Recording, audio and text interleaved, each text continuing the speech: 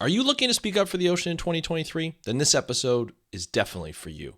I've been doing this podcasting thing for over 7.5 years, and over that time, I've covered a lot of stories, and I've seen the ways that various people and organizations disseminate their marine conservation messages. But there's an increasing percentage of the audiences that are not listening to the messages or find the messaging elitist. Therefore, I'm going to provide you with a list of things that can help you get your conservation message across to your audience based on my experience. So that's what we're going to talk about on this episode of Speak Up for the Ocean Blue podcast. Let's start the show. Hey everybody, welcome back to another exciting episode of the Speak Up for the Ocean Blue podcast. I am your host, Andrew Lewin, and this is the podcast where you find out what's happening with the ocean, how you can speak up for the ocean, and what you can do to live for a better ocean through taking action. And on today's episode, first of all, Happy New Year to those who didn't listen to last episode. It is the new year, and of course, it feels like it's mandatory that when you do any kind of content creation, you include a 2023 when you hit the new year. When you hit that new year, you include that number and a list of ways you can do something pertaining to the topic that you're talking about or that you're videoing in 2023. I don't know if it's an algorithm thing, or I don't know if it's just something that, hey, it's New Year's resolution. People are looking to do new things in 2023. So I want to help people talk about the ocean in 2023. It doesn't matter if you're a marine biologist. It doesn't matter if you're not a marine biologist. You're just somebody who's really an enthusiast of the ocean. It doesn't matter. It's all about how you want to express your passion, about the ocean to other people by helping them speak up for it.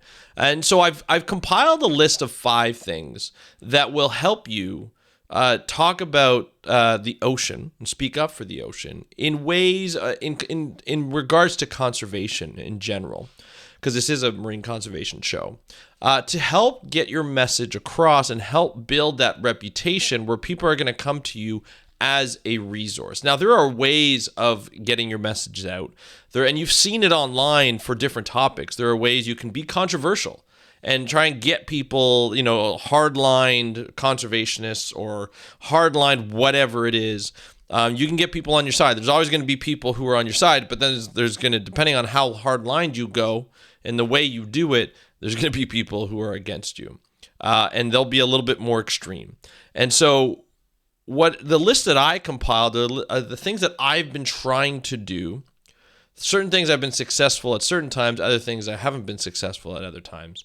But I've been trying to get them done in order to become a trusted resource so that you can come back and be like, you know what? Andrew knows what he's talking about, or Andrew's making some great points here. He doesn't know everything about the subject matter, but he's making some great points, and he's asking a lot of interesting questions. They're not conspiracy questions, but there are questions that, hey, it would be really good to know more about this kind of stuff, right? And so I try and strive to hit these 5 things. And I'm not always successful at doing so. I wish I was. I think the big problem that I have is trying to churn out 3 episodes a week with the same amount of content, and trying to get these 5 things every time is not always going to be perfect. And depending on my schedule, depending on what I do, not making excuses, that's just me. And so I'm going to give you these 5 things. So here they go.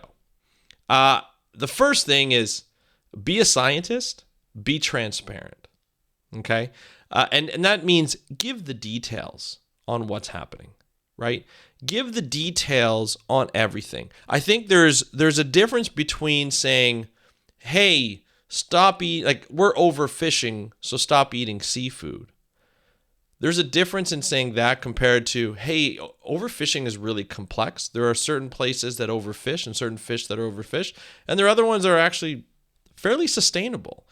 And it's really difficult to tell the difference. So I'm going to give you the details of why that's difficult, why it's complicated. And here are some things that you can do to take away that complexity, to take away that uncertainty, right? So just in the case of seafood, I've talked about this before. I was very transparent being like, hey, I'm not sure if I trust canned tuna from certain companies. And it's really difficult to find out which companies are actually good, which companies are actually bad. But I know that if I go directly to the fisher through these organized, through specific companies, I know that I'm supporting a local fisher, right? Whether it be Alaska, whether it be BC coast, or, these are in Canada and North America. I know for sure that that's going to that fisher. That fisher is going out to get the fish that I want and what other people want within, sort of this this shared sort of co-op. And then it can get delivered to me, and I know I'm not part of that overfishing scheme, right? That helps. But to go to a supermarket and order something and be like, how do I know this is sustainable? Some supermarkets are better than others in knowing the sustainability, where it's caught, how it's caught. Others, not so much. And so it makes it complicated. So providing information to show, hey, there's complexity in buying seafood. There's ways you can simplify it. It's not always easy, and it could be more expensive than what you're used to, but that could be an indication of sustainability too. If you get super cheap fish, it may not necessarily mean that it's sustainable. In fact, in North America, I highly question it because it sounds like it's even more unsustainable than you would think. And so by being transparent and giving the details to people, not just giving them statements, you're able to show that it's not an easy issue. And so that there is understanding within there that people can make mistakes, or that people like just to say like, hey, you shouldn't eat seafood at all because you're bad if you do, because you're contributing to overfishing. And that's not always the case. And it makes people feel bad about eating seafood, even though some people, that's all they eat, right? Or they eat a lot of it. They either like it or they have to have it for whatever reasons. And so they decide to do it that way. And so when you start to vilify them by making these statements, they don't feel like they're part of the conservation movement. They don't feel like their lifestyle can be conducive to that. So all of a sudden, they're not listening to you, right? And your message makes them angry because it's making you seem like you're not going in conservation, right? And there's certain documentaries that have been put out over the past couple of years that say that kind of message, right? And it's put people against each other, even within the conservation movement, who should be working together. And so, when you start to see audience be like, well, those messages are really, exclusionary. It's like, it's true. So you try and give the details, try and be as transparent as possible. Don't make the assumption that people don't want to know the information, right? Don't make the assumption that people are just going to listen to the message. They're going to question. There's a lot of information out there. And it doesn't take much to look up the information to say, hey, your statement is simplifying a complex solution. It's a very different thing. All right, so that's the first one. The second one, ways to speak up for the ocean blue in 2023, is understand that science and conservation are different, right? We can talk about science. We can talk about the beauty of science. They're both great, right? Science is wonderful. To be able to talk about science and talk about, the way sharks maneuver through the ocean, or why fish are in these schools and they go into these bait balls when there's predators around, or, how coral reefs function. And that education is a really important part. That science is a really important part to teach people, to give that information, to share that information. A lot of people are interested in that information. Conservation is different. Conservation is the way we either protect or preserve, the ocean in this case, right? And so science is discovering what it's all about, and maybe there's a lot of science that goes into conservation, but talking about conservation is a little bit different in the way that conservation is about managing people around the ocean, right? Where science is understanding how people affect the ocean, understanding how people can do better with the ocean, but conservation is the act of actually managing people. And when you manage people, they're not always interested in the science, right? They're interested in how they can survive, how they can do better by not damaging the ocean, but also reaping the benefits of the ocean, if you know what I mean, right? And so you want to treat them differently. So if you're doing messages about science, fine, that's wonderful. But it's not necessarily conservation. You're educating people on the science and the wonders of the ocean. I love that. That's wonderful. But and a lot of documentaries do that. But when you talk about conservation, you're talking about managing people. And oftentimes, scientists and messages around science is very straightforward. If you want to protect the science, if you want to protect these beautiful habitats, this is what you need to do. But conservation is a little bit more complicated within that, because a lot of times the people are using the ocean for some type of reason, right? And sometimes it's really damaging, other times it's not as much damaging, but a little bit of help or a little bit of management and getting the buy-in from the people, and the local people leading that effort can really help turn things around and change the way we look at the ocean, change the way we act around the ocean. And I think that's different. That's a different type of messaging that we don't hear about all the time, right? We hear about, oh, we want to keep this habitat the way it is, and overfishing is really is not helping, is damaging, say, a reef or something. So we need to stop fishing because that's the easiest thing to do. Well, sure, okay.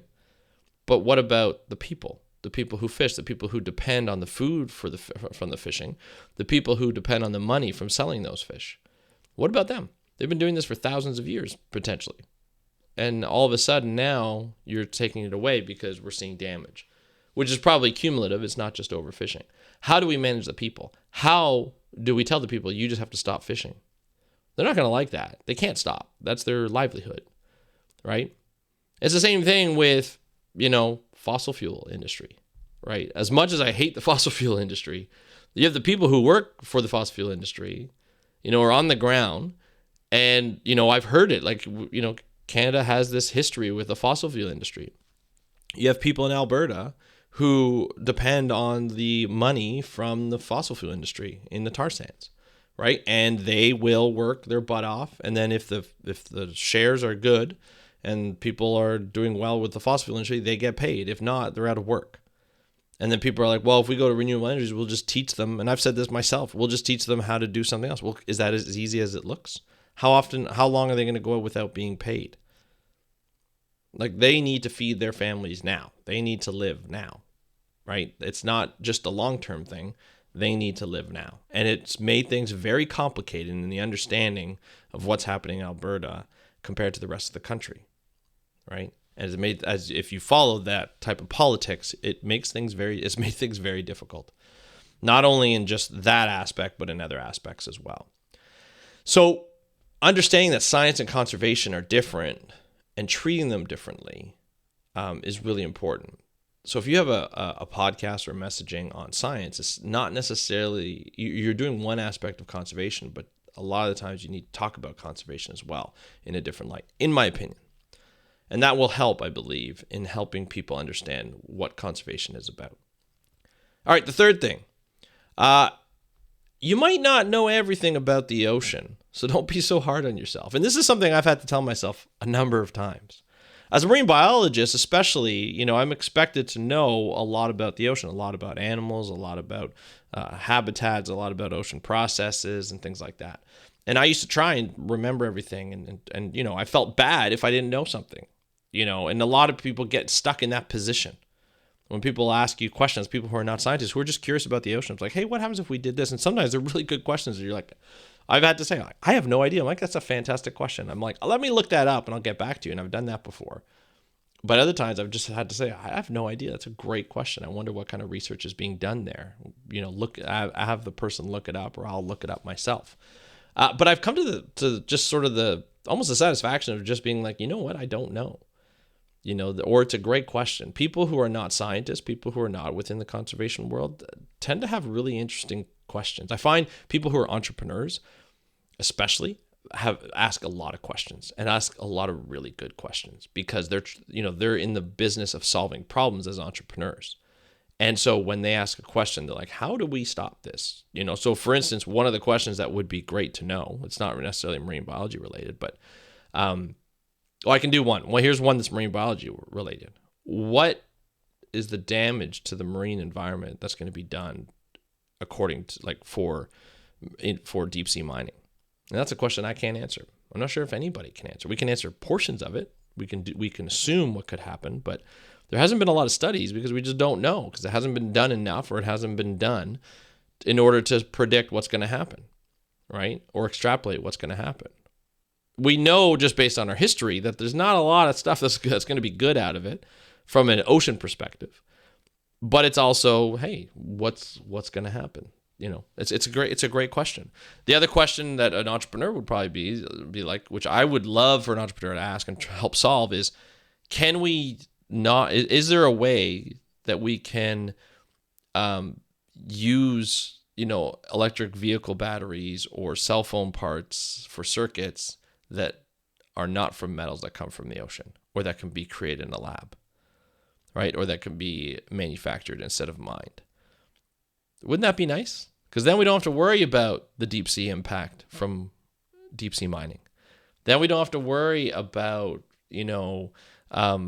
cobalt mining in the Congo and all the human rights problems that are having from there, or, in different places in Africa. We don't have to worry about that. So that's a question I'd love for people to ask and answer. But I don't know the answer to that question either. But entrepreneurs ask really interesting questions because, like I said, they're in the business of solving problems, and kind of like a scientist, but they don't have the science background. Some of them don't. And so, when you get questions from people who are outside the marine conservation world and in the marine science world, and they ask you questions, it's okay to be like, you know what, I'm not too sure. I'll have to check up on that. Or I don't know if they've actually found that answer. That's a great question. Because there are lots of questions that people have, and there's not always an answer to that. So that's a big thing. Also, research the people you cite and the research you cite. It's something that I've learned over my time is just because you read something on the internet or just because you read an article doesn't mean it's the right thing to do, right? I've had guests on. I've looked at articles that have been biased one way or another. Not necessarily in a bad way. They don't mean to be biased, but they're trying to provide, an answer. They're trying to provide, solutions to certain things, but it's not always the right thing. And so you have to put in some research. You have to ask yourself, hey, is this really right for my audience? Is this a good thing to put in for my audience, right? And if it's not, and I already published it, maybe I should admit to it and just be like, hey, let's bring somebody else on that can provide a counter argument, or let's look at better, more well-researched articles, And I think that's something, especially in today's world, where there's the idea of fake news and there's the idea of biased news, that makes it really difficult sometimes to tell. Some of them are really easy. Some of them are really difficult to tell the difference. And sometimes you put an article up or you talk about an article just to talk about the biases in it and, identify and reveal the other side of the argument and what they may have missed.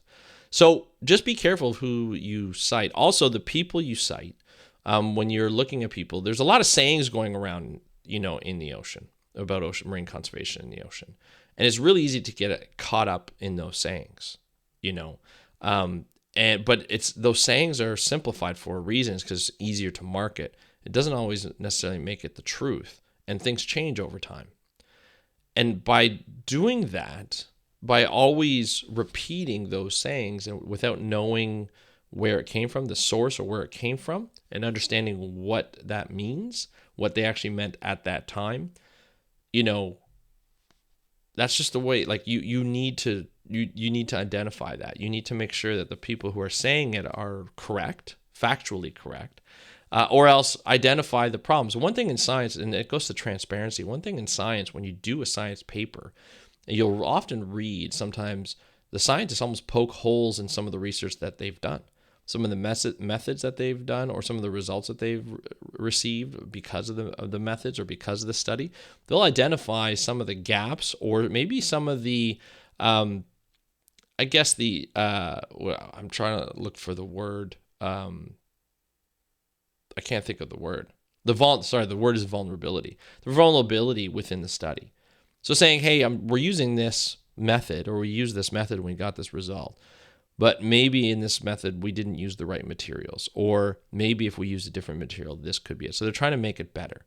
And I think that's what we need to do as science communicators, is to make it better. Conservation communicators is to understand that, hey, this message may not be perfect, but it's something that we should be looking at, and here's the way to make it even better, right? I think that's really important.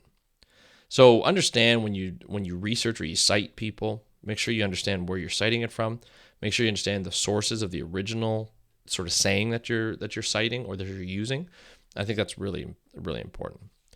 I also think that last thing that I want to talk about, the fifth thing to what ways to speak up for the ocean in 2023, is be understanding that one solution doesn't fit all.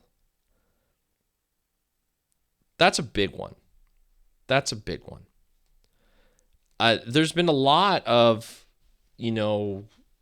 conservation things that have come up, and people have kind of stepped up. So I had an example, a personal example that really made me think. And I was talking about, it was a rant that I had. I went to Costco and I want to buy bananas, but they came in a plastic bag. Like, the marketing part of it was in a plastic bag. So not just I bought it without plastic bag and put it in a plastic bag to carry it out. No, it wasn't that. It was wrapped in plastic. And I started talking about that. I went on a rant. I'm like, why are bananas all of a sudden wrapped in plastic? Is there something we need to know, or is it just branding? In this case, it was just branding. But I got not a lot, but I did get some feedback from people saying, hey, I live in different country, and in this country, we need to have plastic wrap around our fruit and our vegetables, because if we don't, bacteria can get on it. And so, I completely understand that. And I have to realize that, which is kind of cool in a way, that this podcast is listened to by people all over the world. It's accessible to people all over the world. It's one thing I like about podcasting. But I have to realize that just because I live in Canada and my fruit doesn't necessarily have to be wrapped in plastic, because we're not worried about bacteria, or we have processes that might be different that might make it more chemical. I don't know. But it's different the way things are processed and the way things are sold compared to other countries. And so when you're in another country and you see plastic wrap, be careful of how you speak up. Be careful of how you critique, because without doing research, because the solution that you have of let's use less plastic might be necessary in other countries. So the reasoning why you don't want plastic wrap on your fruit and vegetables in one country may be different than wanting it in another country. So be understanding of that. The other thing that's more close to North America and Europe is the plastic straw ban. After the sea turtle video came out, where you saw a sea turtle get its a straw pulled out of its nose, a plastic straw pulled out of its nose, it just sort of ignited a movement to ban plastic straws. And there was a big debate going back and forth, being like, sure, we can do that, but there are certain people who have a specific, I'm going to call it disability or conditions, where they cannot use other types of straws, paper straws or anything like that. They need to use plastic straws. And so when we come out with a message being like, we should ban all plastic straws, there's exceptions to the rule, right? There's exceptions to the ban, and understanding that to take away that counter argument being like, hey, we should ban plastic straws, but it's not as easy as just an outright ban. Some people might need it, and there might be ways to go about it. Because even within that, people are like, oh, well, I even came up with the argument, well, we should still have straws for people who need it, plastic straws. But then people are like, well, then we feel even more excluded because we have to ask and we have to prove of our disability. And, when you watch videos on TikTok and on YouTube of people and Facebook and people that are being questioned about disabilities, about certain things and conditions that they have that may not be sort of visible to the person right off the bat, that can make them feel excluded and make them feel like they have to prove themselves every time, of their condition or whatever they're going through or whatever they have. So you have to be sensitive to that fact. You have to understand that this one solution, there are plenty of exceptions. And so that is, a way to kind of look at specific solutions, is they're not always the same for everybody. And so that's what helps make it complex, which goes back to your transparency and going back to being like, hey, you know what? Maybe I should, that's a good concern, and so we should be looking at that. And like I said, conservation is about people. And so managing people and how to manage people, how to get people to change their behaviors in ways that they feel like they want to change their behavior is a really complicated thing. It's not an easy thing. And so by helping you with these 5 methods or these 5 ways that I've used to speak up for Blue has made me, for a lot of people, for a lot of you who are listening to this, hopefully, has made me a good resource for you to get your information on the ocean about conservation, right? And how to protect the ocean. That's really what I want to do here. That's really my goal, is how do we protect this ocean? How do we change our behaviors in a way that we want to, in a way that's not difficult, that doesn't really change our way of life too much? That's how we go, but with the same understanding that it's not easy to change, and not everybody will be able to change in the same way. And so I think that's sort of what the goal is. And I think that is, if that's what your goal is to protect the ocean, I think these 5 ways will help. But I do think my final message to you is that people are really just looking for ways to help protect the ocean, right? So be that resource. The one thing that I've always remembered when the internet was becoming popular back in the mid 90s, around my sort of world, in my group, my small world, and everybody started to get computers and use internet through computers, as slow as it was, and using dial-up and modems and all this kind of stuff. I remember taking a course in high school, and my teacher said to me, he said, the internet is a big resource of information, right? And the internet, and at that time, people were worried about the legitimacy of the information being put up. You're talking from library books to the internet, where anybody can put up anything. So teachers and professors and everything were worried about, hey, don't believe everything you read on the internet. That was a big saying back then. Should still be a big saying now, as we're starting to understand. But that was a big thing. And they said, I remember my teacher saying, hey, be that trusted resource. If you're going to put up stuff on the internet, be that trusted resource, because people are looking for information that they may not be able to find in their libraries or however they look up for information. So you have the opportunity to be that resource. And so that's what I've always wanted to provide in this podcast, is to be able to be that resource by creating information, by creating content online, whether it be in short form video, long form audio, it doesn't matter.